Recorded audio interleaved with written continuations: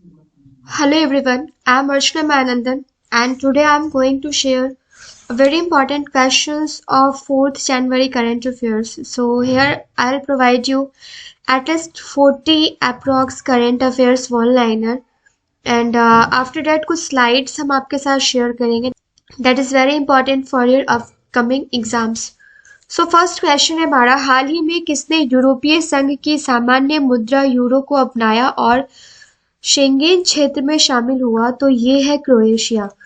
Second है, 1 जनवरी 2023 को कोरेगांव भीमा लड़ाई की कौन सी वर्षगांठ मनाई गई है? तो ये 205th जो है वर्षगांठ मनाई गई है किसका? कोरेगांव भीमा योजना का। ओके नेक्स्ट है, जनवरी 2023 में इंडियन ओवरसीज बैंक ने नए एमडी और सीईओ का पदभार किसने ग्रहण किया है? तो ये अजय कुमार श्रीवास्तव ने ग्रहण किया है। वॉइस थोड़ा अगर क्लियर नहीं आए तो इसके लिए I am really very sorry, क्योंकि कफ एंड कोल्ड है एंड फीवर है तो वॉइस में थोड़ा सा प्रॉब्लम हो रहा है। 3 से 4 दिन लगेंगे तो थोड़ा सा आप इसमें कॉम्प्रोमाइज कर लेंगे। फोर्थ क्वेश्चन है, जनवरी 2023 में भारतीय वायुसेना की पश्चिमी कमान किसने संभाली है? तो ये एयर मार्शल पंकज मोहन ने संभाली है। फिफ्थ है, जनवरी 2023 में लूला डा सिल्वा ने किस देश के राष्ट्रपति के रूप में शपथ ली है? तो ये ब्राजील देश के रूप में राष्ट्रपति के रूप में शपथ ली है। और जनवरी 2023 में 108वीं भारतीय विज्ञान कांग्रेस का आयोजन किस शहर में किया गया है? तो ये नागपुर में किया गया है। भारत की पहली अंडर वाटर मेट्रो सेवा किस शहर में शुरू की गई है? तो ये कोलकाता में शुरू की गई है। और हाल ही में किसने सीमा सुरक्षा बल के महानिदेशक का अतिरिक्त प्रभार संभाला है?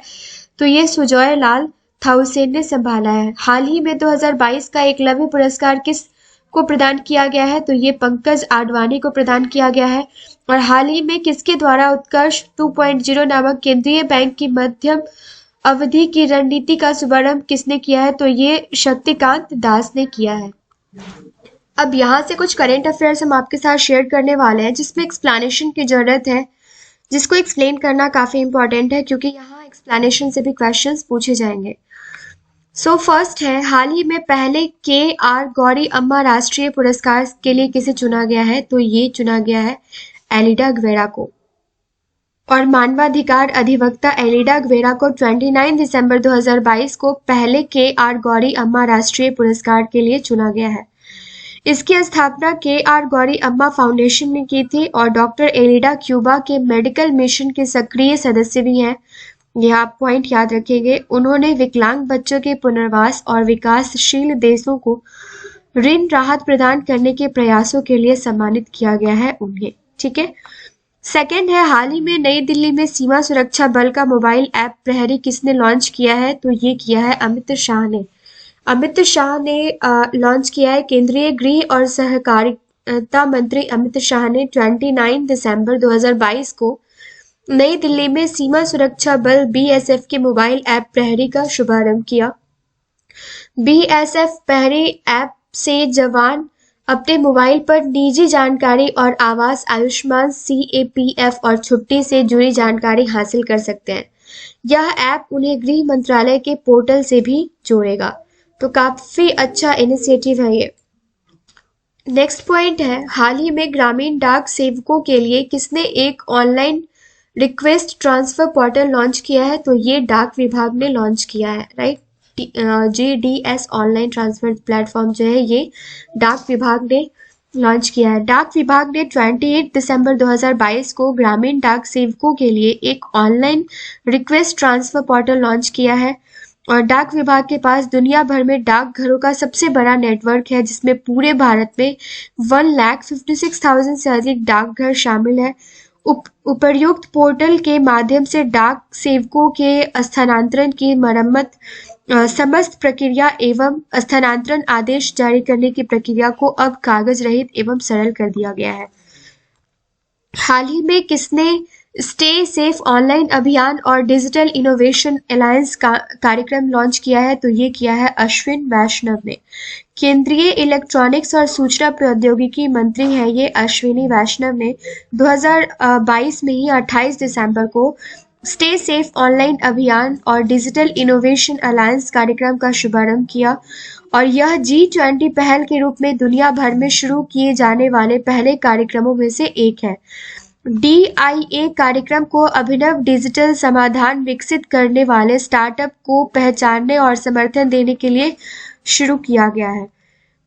नेक्स्ट है शनल education society for tribal students ने फ्यूचर इंजीनियर प्रोग्राम को लागू करने के लिए EMRS शिक्षकों के लिए 2 दिवसीय क्षमता निर्माण कार्यक्रम आयोजित करने के लिए किसके साथ भागीदारी की है, तो ये अमेजन के साथ भागीदारी की है। National education society of tribal students that is NESTS new form है, इसलिए ये आपसे पूछा जा सकता है एग्जामिनेशन हॉल में, डायरेक्ट क्वेश्चन यहाँ से बन सकता है कि ये जो NESTS है इसका फुल फॉर्म क्या है। ये अमेजन फ्यूचर इंजीनियर प्रोग्राम को लागू करने के लिए EMRS शिक्षकों के लिए 2 दिवसीय क्षमता निर्माण कार्यक्रम आयोजित करने के लिए अमेजन के साथ भागीदारी की है।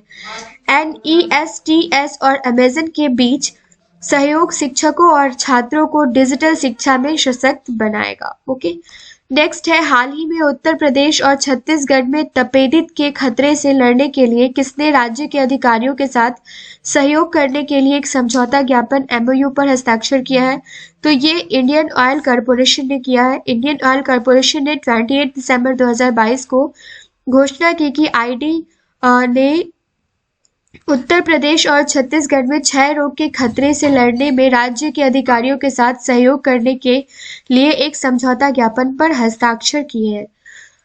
यह समझौता 2025 तक भारत में क्षय रोग को समाप्त करने के सरकार के लक्ष्य का हिस्सा है। तो डायरेक्ट आपसे क्वेश्चन बन सकता है कि क्षय रोग को समाप्त करने के लिए क्या लक्ष्य रखा गया है, कौन से ईयर का लक्ष्य रखा गया है, तो ये 2025 का रखा गया है। इसका उद्देश्य जो है ये उत्तर प्रदेश और छत्तीसगढ़ के लोगों को मुफ्त में टीबी का इलाज उपलब्ध कराना है। नेक्स्ट है हाल ही में विक्रम साराभाई की 51वीं पुण्यतिथि कब मनाई गई है, तो ये मनाई गई है 30 दिसंबर को।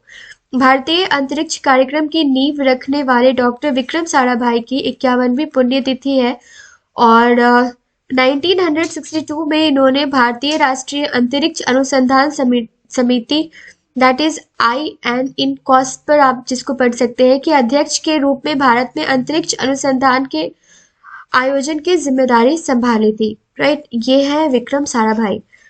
नेक्स्ट पॉइंट है हाल ही में किसे सामाजिक उपलब्धि के लिए रविंद्रनाथ टैगोर साहित्यिक पुरस्कार से सम्मानित किया गया है, तो ये किया गया है SK रॉय को। रविंद्रनाथ टैगोर साहित्यिक पुरस्कार के बारे में कुछ इंपॉर्टेंट चीजें आप जान लीजिए। साहित्य के लिए टैगोर पुरस्कार 2018 से प्रतिवर्ष प्रदान किया जाता है, ये स्टार्ट हुआ था 2018 में। पुरस्कार हमेशा हर साल दिसंबर में दिए जाते हैं और यह इस वर्ष प्रतिष्ठित पुरस्कार का 5वां संस्करण था। कौन सा? 5th संस्करण था, 5th एडिशन था। पुरस्कार पे एक प्रमाण पत्र और एक रविंद्रनाथ टैगोर की प्रतिभा शामिल है। इसके साथ ही पुरस्कार के तौर पर 5,000 अमेरिकी डॉलर लगभग 4,13,666 रुपए भी दिए जाते हैं। नेक्स्ट पॉइंट है हाल ही में किसे अंतरिम केंद्रीय सतर्कता आयुक्त नियुक्त किया गया है, तो ये किया गया है प्रवीण कुमार को। एयर इंडिया के कम लागत वाले एयरलाइन व्यवसाय का प्रमुख आलोक सिंह को नामित किया गया है और परमाणु ऊर्जा नियामक बोर्ड का अध्यक्ष दिनेश कुमार शुक्ला को नियुक्त किया गया है। PT उषा को संसद के ऊपरी सदन में उपाध्यक्ष के पैनल में नामित किया गया है और कार्डियोलॉजिकल सोसाइटी ऑफ इंडिया के अध्यक्ष डॉक्टर PC रथ चुने गए हैं। तो ये सारे के सारे अपॉइंटमेंट्स जो है ये काफी अच्छे हैं, काफी इंपॉर्टेंट है। जुआरी ब्रिज भारत का दूसरा सबसे बड़ा केबल स्टेट ब्रिज किस राज्य केंद्र शासित प्रदेश में स्थित है, तो ये गोवा में स्थित है। केंद्रीय मंत्री नितिन गडकरी ने जुआरी नदी पर एक नए पुल के पहले चरण का उद्घाटन किया जो उत्तरी गोवा और दक्षिणी गोवा के बीच कनेक्टिविटी में सुधार करेगा। जुआरी ब्रिज मुंबई के बांद्रा वर्ली सी लिंक के बाद भारत का दूसरा सबसे बड़ा केबल ब्रिज है और यह पुल गोवा में बम्बोली और वेरना गांव के बीच 13.2 किलोमीटर की दूरी को कवर करने वाली 2530 करोड़ रुपए की सड़क परियोजना का हिस्सा है। नेक्स्ट है, किस संस्था ने statistical table relating to bank in India का जारी किया है? तो ये आरबीआई ने किया है, रिजर्व बैंक ऑफ इंडिया ने किया है। रिजर्व बैंक ने statistical table relating to bank in India 2021-2022 शीर्षक से अपना वेब प्रकाशन जारी किया है। यह प्रकाशन भारतीय बैंकिंग क्षेत्र की गतिविधियों को कवर करता है और देनदारियों और संपत्तियों की इकाईवार जानकारी प्रस्तुत करता है।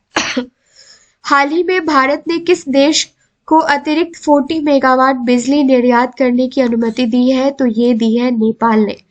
नेपाल संयुक्त राष्ट्र के शांति निर्माण आयोग का सदस्य बना और क्रिकेटर मनोज प्रभाकर को नेपाल क्रिकेट टीम का मुख्य कोच नियुक्त किया गया है। ये इंपॉर्टेंट पॉइंट है। नेक्स्ट है, आयुष्मान भारत के तहत कितने आयुष्मान भारत स्वास्थ्य और कल्याण केंद्रों का लक्ष्य रखा गया है? तो ये 1.5 लाख रखा गया है। केंद्रीय स्वास्थ्य मंत्री मनसुख मंडाविया के अनुसार सरकार ने देश भर में 1.5 लाख आयुष्मान भारत स्वास्थ्य और कल्याण केंद्र शुरू करने का लक्ष्य हासिल किया है और आयुष्मान भारत के तहत सरकार ने दिसंबर 2022 तक देश भर में मौजूदा 1.5 लाख उप स्वास्थ्य केंद्र दैट इज SHCs और ग्रामीण और शहरी प्राथमिक स्वास्थ्य केंद्र को ABHWCs के रूप में बदलने का लक्ष्य रखा है। नेक्स्ट है, दक्षिण कोरिया में नई जल शोधन प्रणाली क्या है? ये आप देख लीजिए क्योंकि ये टेक्नोलॉजी से रिलेटेड है, तो टेक्नोलॉजी से आपसे हर एक एग्जाम में 1 से 2 मार्क्स के क्वेश्चंस तो पूछे ही जाते हैं। सो फर्स्ट है, कोरिया के वैज्ञानिक द्वारा एक जन शोधन प्रणाली का विकास किया गया है जिसके माध्यम से माइक्रोप्लास्टिक्स को कुशलता से और जल्दी से फिल्टर किया जा सकता है। किसको? माइक्रोप्लास्टिक्स को। इस प्रणाली में प्रदक्षिण योग किया गया पॉलीमर सस्ता है और इसकी सूखने की क्षमता बहुत अच्छी बताई जाती है। आपको बता दें कि प्राप्त जानकारी के अनुसार 10 सेकंड के भीतर 99.9% प्रदूषण दूषित पदार्थों को बाहर कर देता है। तो ये आपको फिगर याद रखना है क्योंकि आजकल फैक्चुअल क्वेश्चंस काफी सारे पूछे जाते हैं।